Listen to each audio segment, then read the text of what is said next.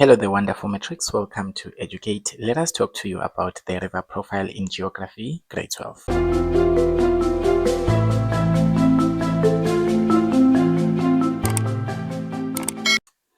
So now we need to first know about the fluvial processes, which is just the physical interaction of flowing water and the natural channels of a river.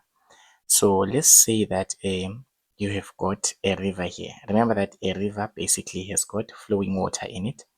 So when we're talking about the flowing water, we're basically talking about the water in the river, the water that is flowing within the river. And then when we are talking about the natural channels, we are talking about the ground that is next to the river or the sides of the river. So this is just the river channel. So the river channel, it is the ground that is at the sides of the river. So during fluvial processes, we are interested in knowing what is the physical interaction when flowing water interacts with the river channels, what actually happens. So we've got three major fluvial processes, which is the erosion. First, starting with erosion, you already know that erosion is the washing away of materials from the ground. So when you say that materials are being washed away from the ground, it just means they are being eroded. And in this case, they are being eroded by water. So the agent that is responsible for the erosion here, it is water. If you look carefully in this graphic, you can see that the soil at the river channel or the soil at the sides of the river, it is being washed away by the water as the water flows. So basically here, we have got the ground next to the river, which is basically the river channel. It is being washed away or it is being removed. Some of the materials, such as the soil, such as the rocks, such as all of those, they are being taken away or they are being removed from the ground. That is known as erosion. Then when they are now eroded or they are now removed from the ground, they will be transported. So we have another process known as transportation. Transportation is the process in which the eroded materials are carried away by the river.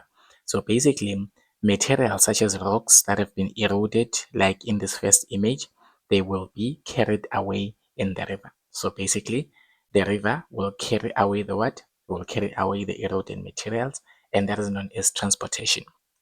Well, this process is not usually examined in geography exams for grade 12s, so you don't really have to worry too much about transportation, but you should know that when the eroded materials are now removed from the ground, they now need to be transported by the water.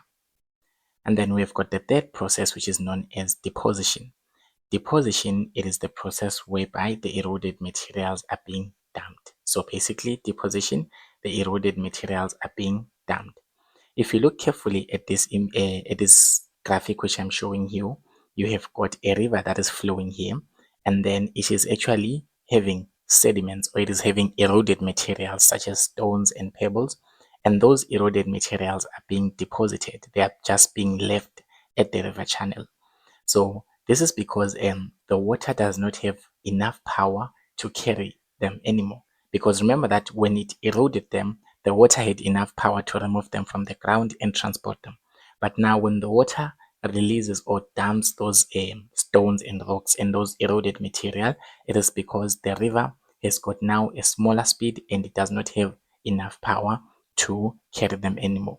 So that process is known as deposition, which is just the process in which the materials, the eroded materials, are now being dumped. So remember, I said stress more about erosion and deposition. Transportation is not usually examined. So we have got three types of erosion: vertical or downward erosion, lateral or sideways erosion, as well as headward or backward erosion. So when a river is eroding vertically, let's just say this is your river channel, and then now we say that we have a river that is eroding vertically or a river that is eroding in downwards erosion. So this river cuts deep down, vertically cuts down the river. So it is actually removing the materials and the water. It is striving to cut down deep under the what? Under the river channel. So vertical erosion is basically responsible for making the river channel to be deeper, because remember that the water is cutting downwards, making the channel to be deeper. You'll find out that after some time, the river will be this deep. Let's just say after some time, the river will be this deep. Not so good at drawing, but now the river channel will now have gone deep. It is because the river, it is cutting down. That is vertical erosion. Then we have got lateral erosion. This is the erosion in which the river is cutting the sides of the channel. So let's just say you have got this as your river channel, and then now we have got the river, which is just the flowing water. Remember, this process is all about the interaction of the flowing water and the channels of the river. So here, when the river is eroding laterally, it cuts at the sides. It erodes the sides of the what? It erodes the sides of the river. So this is basically meaning that it is actually making the rivers to be wider or to be wider. So basically, you find out that after lateral erosion has taken place successfully, this channel will end up being something like this. Do you see that your river channel, the one that I'm now, the new river channel that I'm drawing in dotted lines, it has been cut down. Its sides has been cut down. So basically, lateral erosion cuts the sides of the river. So it actually, the water, the flowing water, actually removes the sides of the river, removes material from the sides of the river, causing it to be wider and wider. So you must be able to differentiate between vertical erosion and lateral erosion. Vertical erosion makes the river channel to be deeper, whereas lateral erosion makes the river channel to be wider. Okay, so now headward erosion, I'm not going to explain it for now, but you just need to know that the river erodes backward. With that in mind, we can look at the transportation. So in transportation, we've got three types of loads: traction load, siltation load, as well as suspension and solution load. We'll talk about them as we do the river profile. All right, talk about the longitudinal and the transverse profile. A profile of something is just the view of something in a sense. So when you've got a longitudinal profile of a river, it is the side view of a river from the source to the mouth, something like this. So this is a side view. Okay, let's say that this is the source. Remember, the source of a river, it is found on top of a mountain, basically. And then this is the mouth of the river. The mouth of the river, it is found at the ocean because that's where the river flows into the sea. So now this view from the source to the mouth, it is known as the what? As the longitudinal profile, or the longitudinal view, or the side view of a river from source to mouth. So in this profile, you can see the gradient of the river, and you're also able to see the length of the river, because you can judge how long the river is if you're looking at its longitudinal profile, or if you're looking at its side view. Maybe the river is 20 meters long. Maybe the river is 20 meters long. So it just tells you the length of the river as well as the slope of the river, otherwise known as the gradient of the river. That is what's shown in the longitudinal profile. And then in a transverse profile, it's a front view of a river. So it is the view that you get when you when you look at the river at its front. Okay. So let's just say in this longitudinal profile, if I were to come and then I take a camera, I stand in front of the river. This is me standing in front of the river. So as I stand in front of the river, I will see the view of the valley, how deep the river is and how wide it is. So the view, the front view of a river, the one that I will be able to see, it is known as the transverse profile. Something that looks like this. This is how you would see the river in a front view. All right. So the transverse profile, in a transverse profile, you are basically able to see the depth of the river. You're able to see how deep the river is. So that is the depth of the river. And what other thing can you see? It is the width of the river. You are able to see the width of the river. You're able to see how wide the river is, or how open or how broad the river is. So now the river is now divided into three main stages, which is the upper course, the middle course, as well as a lower course. So when we're talking about the upper course, as shown in this longitudinal profile, we are talking about this first part of the river, whereby the river is just coming from the source. So this is your upper course. And when you're talking about the middle course, you're talking about the middle section of the river, or the middle portion of the river. Then the lower course is the section that is about to enter the mouth. that's about to enter the ocean, of course.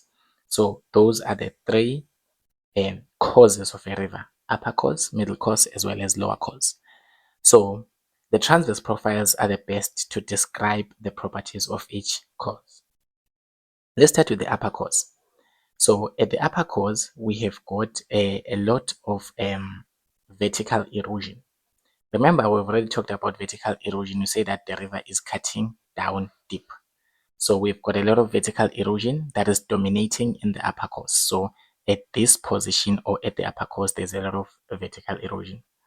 This actually results in deep and narrow valleys. Remember, I've already explained to you that when the river is eroding downwards or vertically, it actually causes the river channel to be deeper.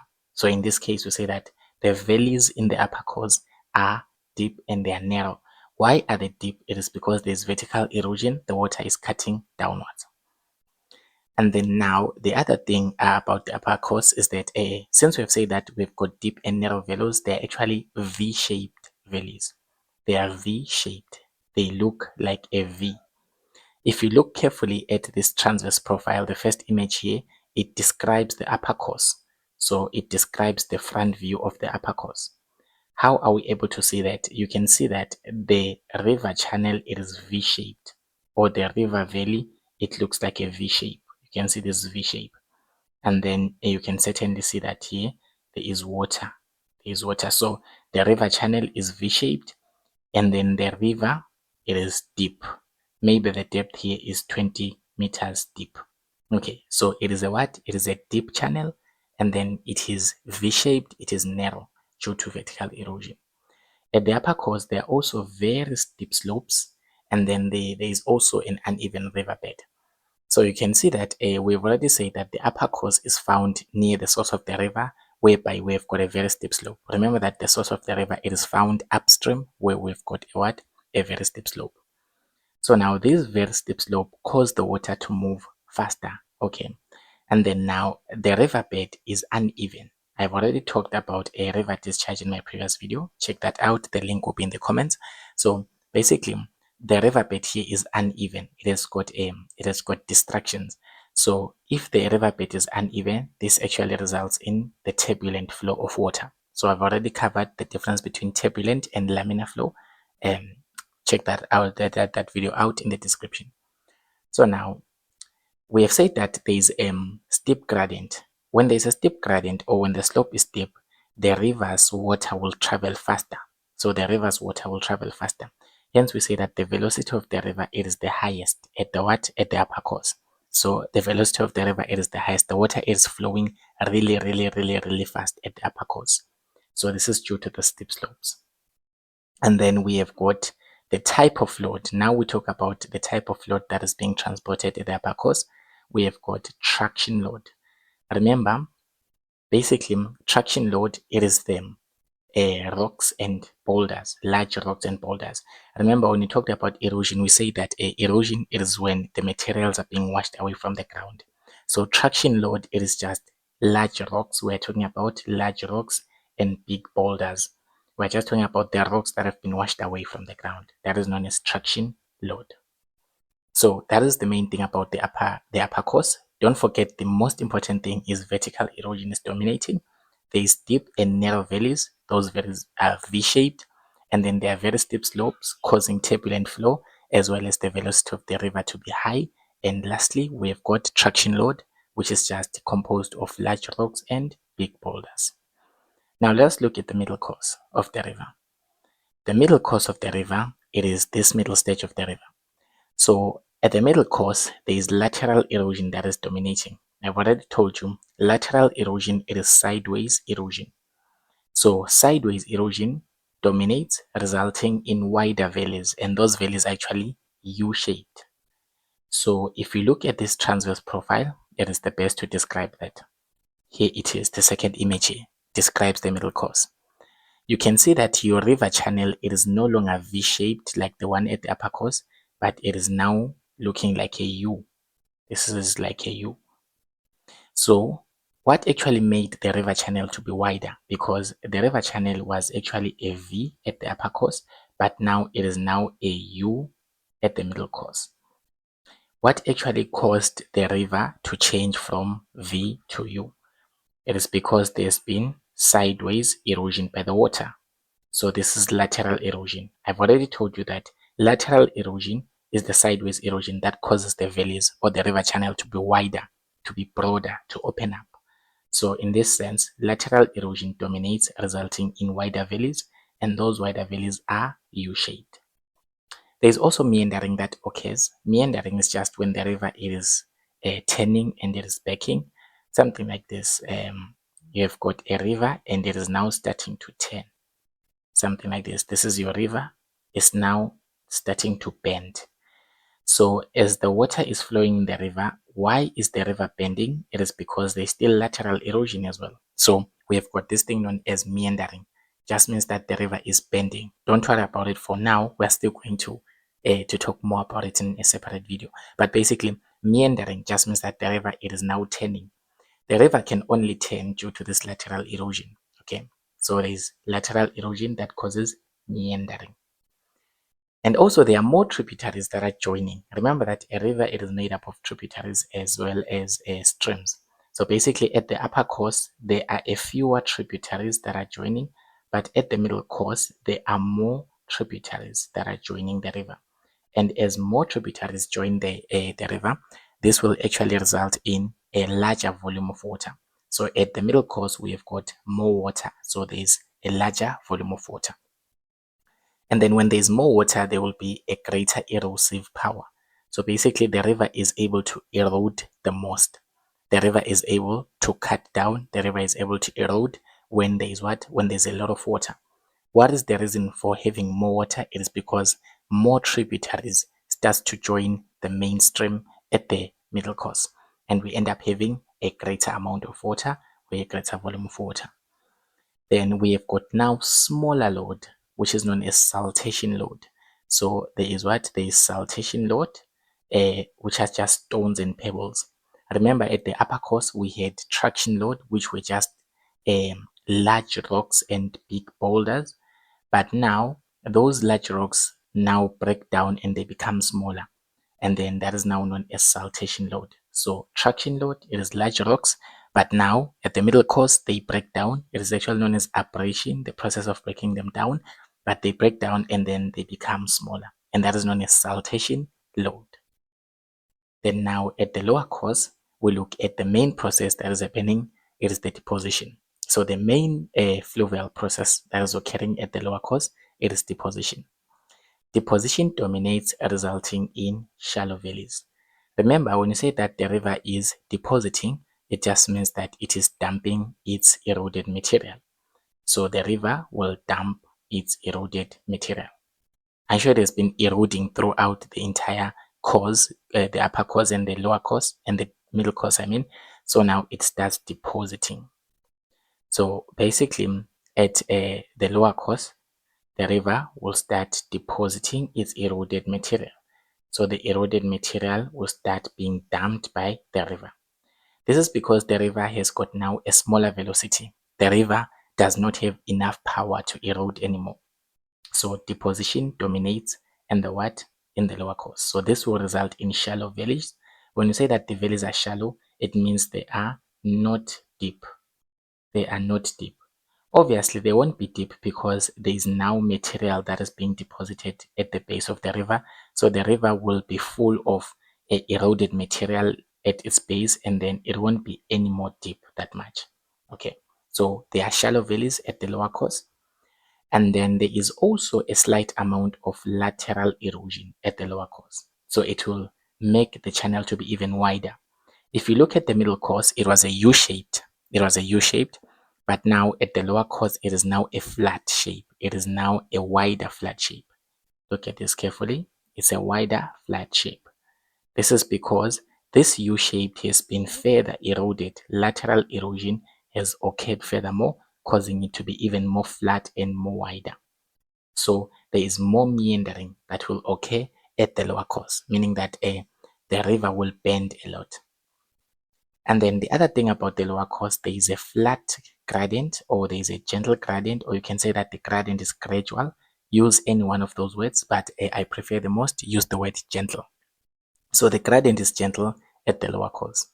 This actually results in further meandering. So this is another reason for more meandering. We have got lateral erosion as well as the gentle gradient. And this gentle gradient can be used to explain that the river has got now a smaller velocity. The river is not able to move fast because the gradient is now gentle. Remember that the river is able to move faster when the gradient is steep, but at the lower course there is a gentle gradient. You can see that the gradient is gentle here from this longitudinal profile. So the water here in the river will move slowly. The water in the river will have a smaller velocity. This is actually the main reason for deposition. That's why deposition occurs the most, because the river does not have erosive power anymore. The river does not have power to carry and transport the eroded materials anymore. And then the main type of flow that is occurring here at the lower course, it is the laminar flow. Laminar flow, remember that it is just a smooth flow of water. I also covered this in another video. So these are the characteristics of the river as it flows from source to mouth. Please make sure that you catch the ones that I've included in this video the most.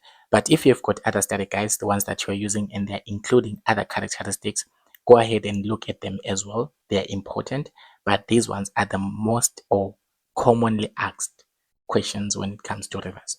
Thank you, ladies and gentlemen, for watching this video. Do not forget to subscribe to the channel. Tell your friends to stay tuned.